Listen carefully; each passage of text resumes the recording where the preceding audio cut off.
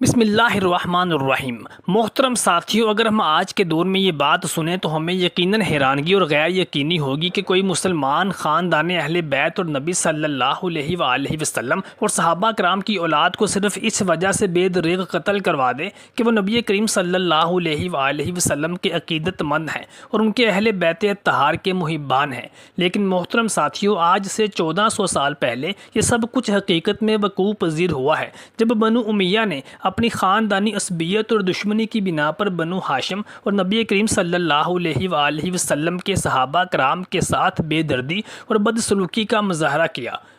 تاریخ جس کو ہمیشہ یاد رکھے گی۔ محترم ساتھیوں، آج کی ویڈیو میں ہم ایسے ہی ایک بدبخت شخص کے بارے میں بات کریں گے جس کو ہماری تدریسی کتابوں میں تو ایک کامیاب اور نہایت عدل اور انصاف کا پیکر حکمران کے طور پر پیش کیا جاتا رہا ہے، لیکن اس کی اصلیت اس کے بالکل برعکس تھی۔ حجاج ابن یوسف ظلم اور بربریت کا دوسرا نام تھا۔ یہ اہل بیت اطہار کا بغض لیے ہر وقت کسی نہ کسی طریقے اور بہانے سے سادات کرام اور صحابہ کرام اجمعین کی اولاد کو تنگ کرنے اور ان کو بے گناہ قتل کروانے کے درپے رہتا تھا۔ محترم ساتھیوں، حجاج بن یوسف ایک نہایت ہی معمولی خاندان سے تعلق رکھتا تھا، لیکن یہ ایک مشتعل پسند انسان تھا اور اس کی سرشت میں ہی ظلم اور سفاکیت تھی۔ جب بنو امیہ کے دور میں بنو امیہ کی مساجد کے ممبروں سے حضرت علی بن ابی طالب علیہ السلام کی ذات اقدس کو طعن و تشنیع کا اور گالم گلوچ کا نشانہ بنایا جا رہا تھا، ان کو گالم گلوچ کے ذریعے گستاخی کا نشانہ بنایا جاتا تھا۔ اس مکروہ فعل میں حجاج ابن یوسف بھی پیش تھا۔ ایک دفعہ ایک شخص جس کو سزا دینے کے لیے حجاج بن یوسف کے سامنے پیش کیا گیا تھا، تو جیسے ہی حجاج بن یوسف نے اس شخص کو سزا سنائی تو وہ کہنے لگا، اے حجاج بن یوسف، ہم پر ظلم نہ کرو اور ہمیں سزا نہ دو، ہم اپنے قبیلے میں بڑے رتبے اور فضیلت والے لوگ ہیں۔ حجاج بن یوسف حیران ہو کر پوچھنے لگا کہ تمہاری کیا فضیلت ہے جو تم یہ کہہ رہے ہو؟ تو وہ کہنے لگا کہ ہم ابو تراب یعنی حضرت علی رضی اللہ تعالیٰ عنہ پر سب و شتم کرنے والے ہیں۔ یہ سن کر حجاج بن یوسف نے اس شخص کو سزا دیے بغیر ہی چھوڑ دیا اور معاف کر دیا تھا۔ محترم ساتھیوں، یہ ایک واحد موقع نہیں تھا جب حجاج بن یوسف کی جانب سے خاندان اہل بیت اطہار پر اور خاص طور پر حضرت علی کرم اللہ وجہ الکریم رضی اللہ تعالیٰ عنہ کی ذات اقدس کو سب و شتم کا اور گالم گلوچ کا نشانہ بنایا گیا ہو، بلکہ اور بھی کئی مواقع روایات میں ثابت ہیں جب حجاج بن یوسف نے دانستہ طور پر بھرے مجمع میں حضرت علی رضی اللہ تعالیٰ عنہ پر لعنت کروائی اور ان کو گالیاں دلوائیں اور سب و شتم کا نشانہ بنایا۔ اس کی ایک روایت جو کہ امام طبری نے اپنی تصنیف ارشاد الامرویہ اور حشام ابن واقد اپنی تصنیف تذاکر سادات اور اس کے علاوہ اور بھی بہت سے مورخین نے روایات صحیح سند کے ساتھ بیان کی ہے کہ محمد بن قاسم جو کہ حجاج بن یوسف کا بھانجا بھی تھا اور بعض روایات کے مطابق اس کا داماد بھی تھا، اس کو حجاج بن یوسف نے راجہ دہر کی سرکوبی کے لیے روانہ کیا تھا اور سندھ میں حجاج بن یوسف کے بھانجے محمد بن قاسم نے ہی اسلام کی ترویج اور تبلیغ میں اہم کردار ادا کیا تھا۔ لیکن دوسری جانب حجاج بن یوسف اور محمد بن قاسم کی شخصیت کا دوسرا تاریخ پہلو جو کہ اکثر تاریخ دان اور مورخین مخفی رکھتے ہیں، وہ یہ تھا کہ عطیہ بن عوف جو کہ ایک جید تابعی تھے، جب وہ محمد بن قاسم کے سامنے حاضر کیے گئے تو حجاج بن یوسف نے محمد بن قاسم کو حکم دیا کہ عطیہ بن عوف کو حکم دو کہ وہ حضرت علی رضی اللہ تعالیٰ عنہ کو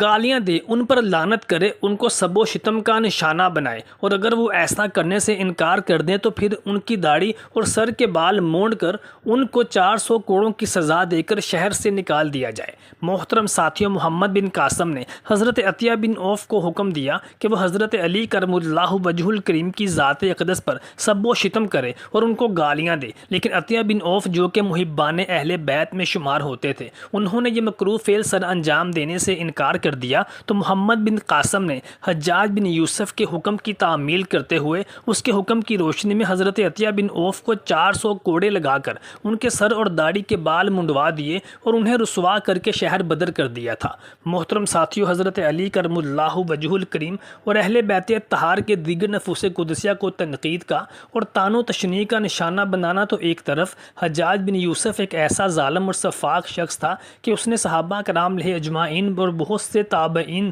اور سادات کی اولادوں کو بے دریغ اور بے گناہ قتل کروایا، جس کی ایک مثال حضرت عبداللہ بن زبیر اور ان کے بھائی موصب بن زبیر ہیں۔ یہ دونوں بھائی یزید کی دردناک اور عبرتناک موت کے بعد مکہ مکرمہ میں خلافت کے دعوے دار ہوئے تھے، اور موصب بن زبیر نے اپنے بھائی حضرت عبداللہ بن زبیر رضی اللہ تعالیٰ عنہ کی بیعت کر کے ان کی خلافت کا پرچار کیا تھا، اور اہل مکہ اور اہل مدینہ میں بہت سے صحابہ کرام اور ان کی اولادوں نے اور تابعین نے عبداللہ بن زبیر کی خلافت کو قبول کر لیا تھا، جبکہ شام میں ولید بن عبد الملک حکمران تھا، جو کہ بنو امیہ کا حکمران تھا۔ اس نے حجاج بن یوسف کو حکم دیا کہ وہ مکہ مکرمہ پر چڑھائی کرے اور عبداللہ بن زبیر اور ان کے بھائی موصب بن زبیر کو شکست دے کر اہل مکہ اور اہل مدینہ سے بھی اس کی خلافت کی بیعت لے۔ حجاج بن یوسف بدبخت مکہ مکرمہ پر چڑھائی کرنے کے لیے آیا تو اس نے خانہ کعبہ پر پتھراؤ کروایا، جس سے خانہ کعبہ کی دیواریں منہدم ہو گئیں۔ پھر اس بدبخت نے حضرت عبداللہ بن زبیر اور ان کے بھائی موصب بن زبیر کو بے دردی کے ساتھ شہید کروا دیا، اور ان دونوں بھائیوں کی لاشوں کو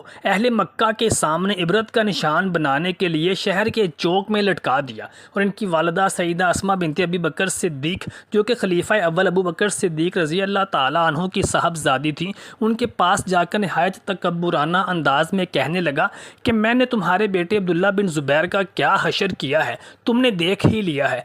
جو کوئی بھی میرے راستے میں علم بغاوت بلند کرے گا میں اس کا یہی حشر کروں گا۔ سیدہ اسماء بنت ابو بکر صدیق رضی اللہ تعالیٰ عنہ فرمانے لگیں کہ میرے بیٹے نے تو تیری آخرت کو ہی تباہ و برباد کر کے رکھ دیا ہے، تو نے تو صرف میرے بیٹے کی زندگی کو ہی برباد کیا ہے۔ اور میں نے نبی کریم صلی اللہ علیہ وآلہ وسلم سے سنا تھا کہ بنو ثقیف میں ایک ظالم شخص پیدا ہوگا، اور وہ ظالم شخص تو ہی ہے۔ یہ سن کر حجاج بن یوسف بغیر کچھ کہے لاجواب ہو کر وہاں سے چلا گیا۔ محترم ساتھیو، حجاج بن یوسف کے بارے میں روایات میں یہ بھی آتا ہے کہ یہ اپنے قیدیوں کو نہایت ذلت آمیز اور شرمناک سزائیں دیا کرتا تھا۔ اس کے قید خانے میں قیدیوں سے بھرے رہتے تھے، اور ایک وقت میں 30 ہزار سے زائد قیدی اس کے قید خانوں میں قید ہوتے تھے، اور ان قید خانوں کی چھتیں نہیں ہوتی تھیں۔ حجاج بن یوسف بغیر چھتوں کے قید خانوں میں عورتوں اور مردوں کو بے لباس قید کر دیا کرتا تھا، اور جب اس کے قید خانے قیدیوں سے بھر جاتے تو پھر یہ ان قیدیوں کو بے دریغ قتل کروا کر اپنے قید خانے خالی کیا کرتا تھا۔ حجاج بن یوسف کا زمانہ مشہور تابعی حضرت حسن بصری رحمۃ اللہ کے زمانے میں تھا۔ جب یہ ظلم و ستم کا بازار گرم کیے رکھتا تھا تو حضرت حسن بصری رحمۃ اللہ نے کئی بار حجاج بن یوسف کو سمجھایا کہ خلق خدا پر ظلم و ستم مت کیا کر، لیکن یہ نہ مانتا تھا۔ پھر اس نے ایک مشہور تابعی حضرت سعید بن جبیر رضی اللہ تعالیٰ عنہ کو بھی صرف اس وجہ سے اپنے سامنے ذبح کروا دیا تھا کہ انہوں نے ایک بھری محفل میں حجاج بن یوسف کو تنقید کا نشانہ بنایا تھا، اور حجاج بن یوسف کو ظالم اور سفاک شخص قرار دیا تھا، جس کی پاداش میں حجاج بن یوسف نے سعید بن جبیر رضی اللہ تعالیٰ عنہ کو بھی بے دردی کے ساتھ قتل کروا دیا تھا۔ لیکن سعید بن جبیر نے قتل ہوتے وقت بآواز بلند کہا تھا کہ یا الہی، یہ بدبخت میرے قتل کرنے کے بعد کسی اور شخص کو ناحق قتل کرنے پر قادر نہ ہو۔ اللہ تعالیٰ نے سعید بن جبیر کی وہ آخری دعا قبول فرما لی، اور واقعی حجاج بن یوسف حضرت سعید بن جبیر رضی اللہ تعالیٰ عنہ کو ناحق شہید کروانے کے بعد کسی اور شخص کو ناحق شہید کروانے پر قادر نہ ہو سکا، اور ایک دردناک بیماری کا شکار ہو گیا۔ اس بیماری کے باعث حجاج بن یوسف کی پشت اس قدر ٹھنڈی ہوتی تھی کہ اس کی پشت کے پاس آگ کی بھری ہوئی انگیٹھیاں رکھی جاتی تھیں، لیکن اس کو ذرا بھی حرارت محسوس ہی نہ ہوتی تھی، یہاں تک کہ اس کی کھال جل جایا کرتی تھی اور اس کو احساس تک نہ ہوتا تھا۔ جبکہ حجاج بن یوسف کا سینہ ایسے گرم ہو جاتا تھا کہ برف کے بڑے بڑے ٹکڑے اس کے سینے پہ رکھے جاتے تھے، لیکن اس کے سینے کی سردی تھی کہ جاتی ہی نہ تھی۔ ایسے وقت میں حسن بصری رحمۃ اللہ سے حجاج بن یوسف نے دعا کی درخواست کی اور کہنے لگا کہ اے حسن بصری، اللہ تعالیٰ تو اپنے ایک بندے سے 70 ماؤں سے بھی زیادہ پیار کرتا ہے، تو وہ مجھے بھی معاف کر دے گا، وہ مجھ سے بھی تو 70 ماؤں سے زیادہ پیار کرتا ہے۔ حجاج بن یوسف کی یہ بات سن کر حسن بصری رحمۃ اللہ مسکرانے لگے اور فرمانے لگے کہ اے حجاج بن یوسف، تو بھی کتنا نادان ہے۔ اللہ تعالیٰ کی مخلوق پر بے جا ظلم و ستم کرنے سے تجھے میں روکتا تھا، اب تو اس کا نتیجہ دیکھ چکا ہے۔ اب تو یہ چاہتا ہے کہ تو نے دنیا کی زندگی بھی اپنی مرضی کی بسر کی ہے، اور تو چاہتا ہے کہ آخرت کی زندگی بھی تجھے تیری مرضی کے مطابق مل جائے، تو یاد رکھ ایسا ممکن نہیں۔ پھر حسن بصری رحمۃ اللہ نے فرمایا، اے حجاج بن یوسف، تیرا علاج زمینی ہو رہا ہے، لیکن تیری بیماری آسمانی ہے اور اس کا علاج زمین کی دعا سے یا دوا سے نہ ہوگا، بلکہ اس کا علاج تب ہی ہوگا جب آسمان سے اس کا حکم آئے گا۔ لیکن حجاج بن یوسف بدبخت نے پھر بھی توبہ نہ کی۔ اللہ تعالیٰ نے اس کے دل پر مہر لگا دی تھی۔ یہی وجہ تھی کہ اس کو توبہ نصیب ہی نہ ہوئی اور وہ اسی پراسرار سی اور دردناک بیماری کا شکار ہو کر ایڑیاں رگڑ رگڑ کر کچھ ہی دنوں میں عبرتناک اور دردناک موت سے دوچار ہو گیا۔ حجاج بن یوسف کے بارے میں کچھ روایات میں آتا ہے کہ اس نے قرآن مجید پر عراب بھی لگوائے تھے، کیونکہ جب اس کے زمانے میں اسلام عرب ممالک سے نکل کر دوسرے بھی کئی ممالک میں پھیل گیا تھا تو وہاں کے لوگ عربی سے ناآشنا تھے، جس کی وجہ سے اس کو قرآن مجید کو پڑھنے میں دشواری پیش آتی تھی۔ اسی بنا پر حجاج بن یوسف نے قرآن مجید پر عراب لگوائے تھے۔ حجاج بن یوسف کے بارے میں کہا جاتا ہے کہ وہ خود بھی قرآن مجید کا حافظ تھا اور شراب نوشی سے اور بدکاری سے دور رہا کرتا تھا اور وہ ایک کامیاب حکمران تھا۔ حجاج بن یوسف کے دور میں اسلام بہت سے علاقوں میں پھیلا، لیکن دوسری جانب اس کی زندگی کا ایک تاریک پہلو یہ بھی تھا کہ وہ ظالم اور شفاق شخص تھا اور اس کے ظلم اور بربریت میں وہ صحابہ کرام علیہ اجمعین کو، ان کی اولادوں کو اور سادات کرام کو بھی بے دریغ قتل کروا دیا کرتا تھا۔ محترم ساتھیوں، اللہ تعالیٰ سے دعا ہے کہ اللہ تعالیٰ ہمیں نبی صلی اللہ علیہ وآلہ وسلم کی آل کی عزت و تکریم کرنے کی توفیق عطا فرمائے۔ کمنٹ سیکشن میں آمین ضرور لکھیے گا۔